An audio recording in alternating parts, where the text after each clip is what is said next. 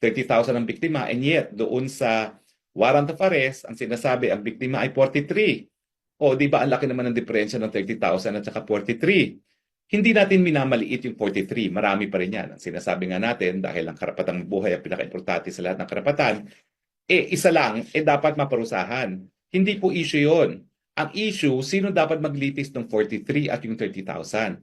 Kasi kapag 43, kayang-kayang litisin niya ng Pilipino na hukuman. Sa katunayan, isa ako sa naging prosecutor ng Maguindanao Massacre, 58 victims. At napakita natin na kaya ng ating hukuman na magbigay ng katarungan doon sa mga kaanak ng 58 victims. So yun yung konteksto ng sinabi ni Inday Sara Duterte. No?